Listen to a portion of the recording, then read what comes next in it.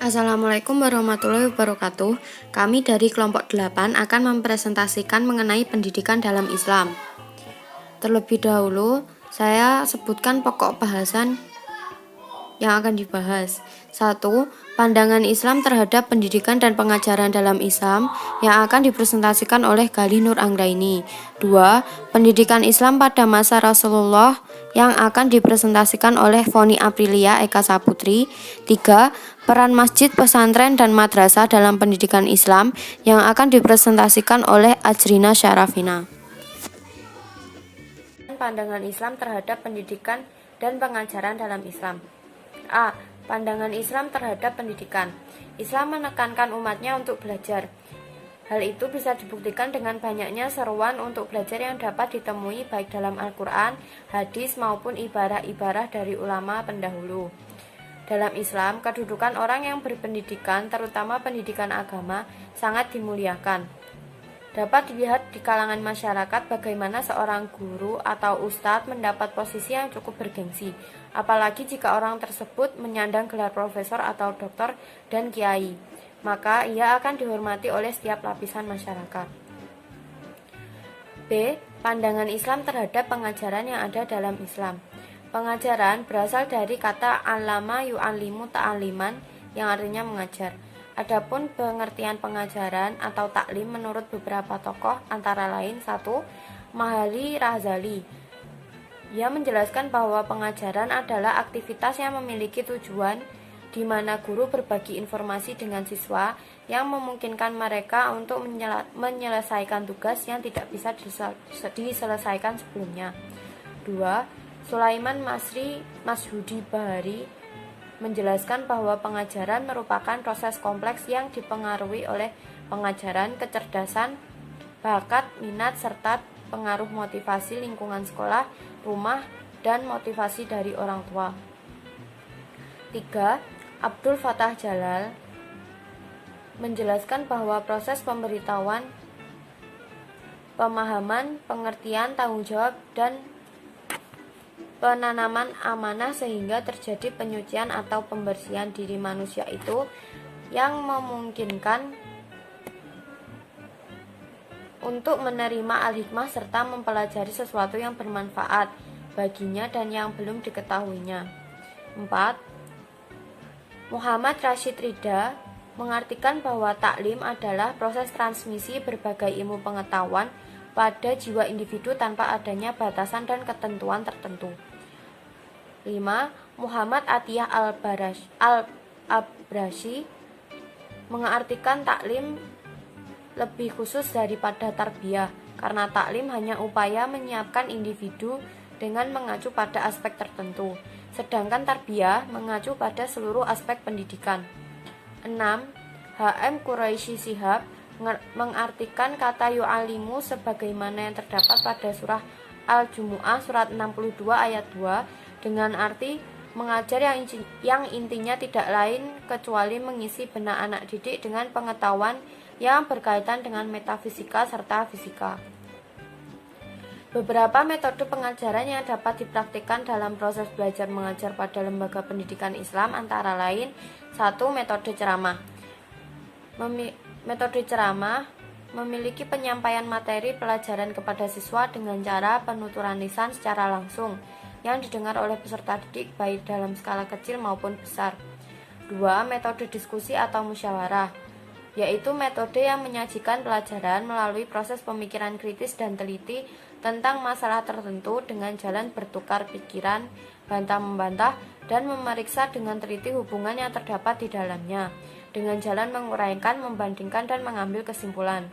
3. Metode demonstrasi atau eksperimen, menggunakan media atau alat peraga untuk menjelaskan konsep atau materi pelajaran tertentu atau untuk memperlihatkan bagaimana melakukan dan jalannya suatu proses kepada siswa.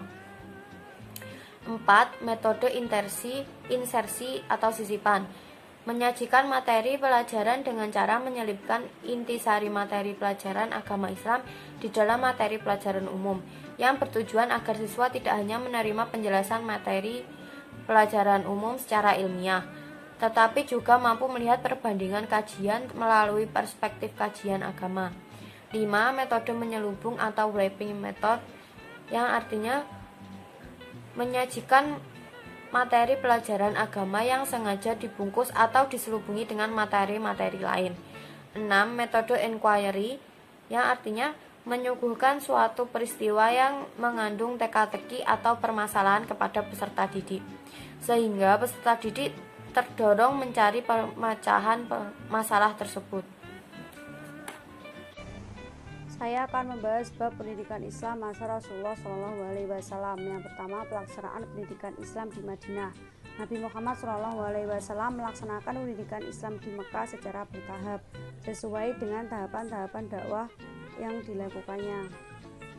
Haji Soekarno dan Ahmad Supardi mengemukakan 3 tahap pendidikan, yaitu tahap pertama, pendidikan perorangan yang dilakukan secara rahasia. Rasulullah memulai tugasnya untuk menyampaikan risalahnya dengan sembunyi-sembunyi dan ditujukan kepada keluarganya dan sahabat terdekatnya. Dan yang pertama menerima seruan itu adalah keluarga di dalam rumahnya sendiri, yang terdiri dari istri beliau Siti Khadijah, Ali bin Abi Thalib, dan Zaid ibnu Sabit. Tahap kedua menyeru dan mengajak Bani Abdul Muthalib ke dalam Islam. Tahap kedua ini merupakan tahap permulaan seruan dan ajakan secara terang-terangan kepada ajaran agama baru. Seruan ini ditujukan kepada keluarga Bani Abdul Muthalib.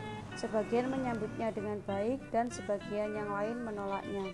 Antara lain seperti Abu Lahab, paman Nabi SAW sendiri beserta istrinya. Tahap ketiga, seruan dan ajakan umum. Setelah perintah Allah ini sampai kepada Rasulullah SAW, maka beliau memulai menyeru dan mengajak seluruh lapisan masyarakat untuk masuk Islam, baik ia bangsawan, hamba sahaya, orang kaya, orang miskin maupun pedagang, baik orang-orang Mekah maupun orang luar Mekah. Yang kedua, periode pendidikan Islam di Madinah.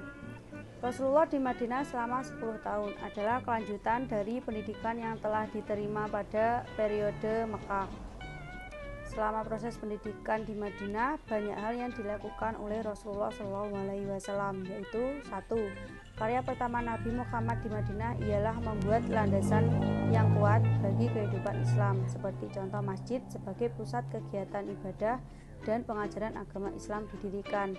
Yang kedua, Nabi mempersaudarakan kaum Muhajirin dan kaum Ansor.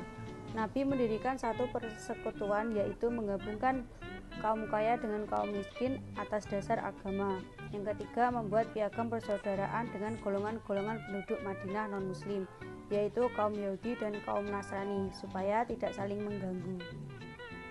Yang ketiga, sistem pendidikan masa Rasulullah SAW. Berbicara tentang sistem pendidikan masa Nabi SAW tidak terlepas dari misi kerasulan Nabi di muka bumi ini. Hal ini dijelaskan dalam firman-Nya, Quran Surat Al-Baqarah ayat 151.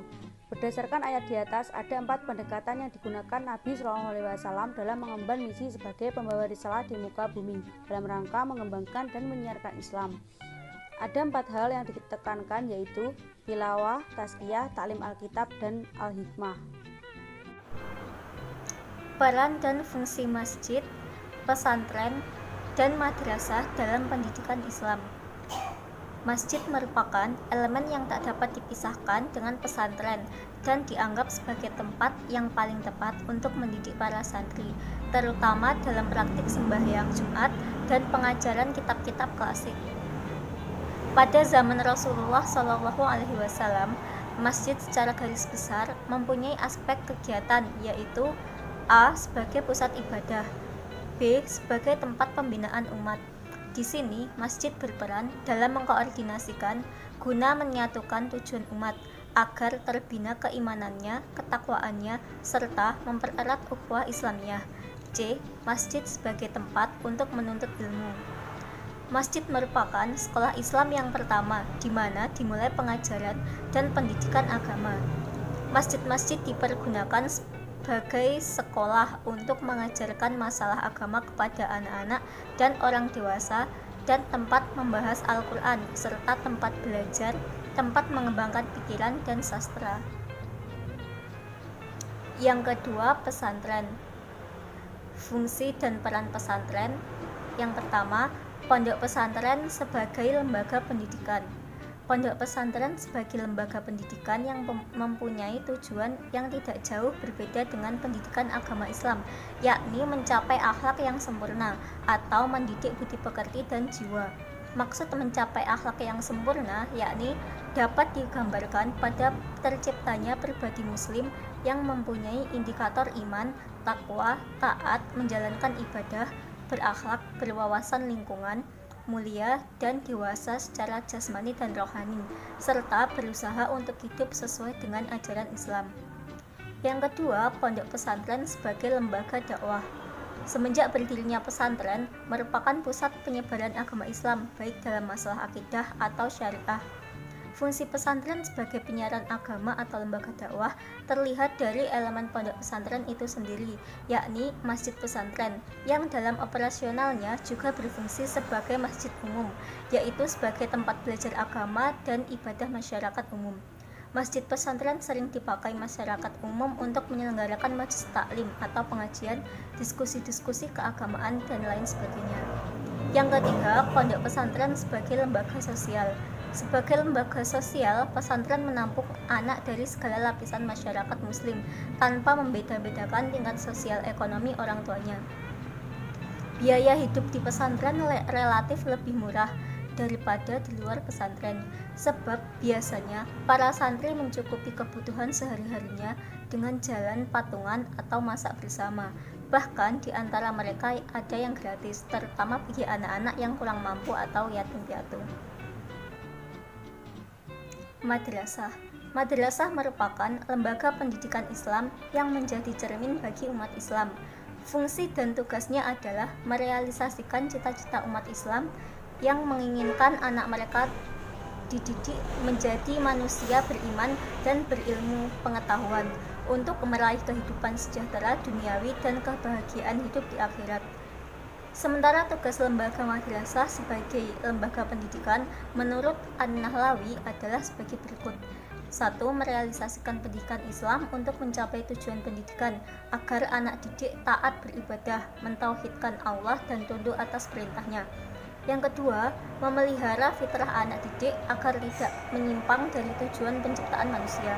Yang ketiga, sebagai wadah sosialisasi dalam peradaban Islami dengan cara mengintegrasikan ilmu alam dan sosial dengan landasan ilmu-ilmu agama sehingga mereka dapat bersaing dalam kemajuan ilmu pengetahuan dan teknologi. Yang keempat, membersihkan pikiran dan jiwa dari pengaruh negatif dan subjektif.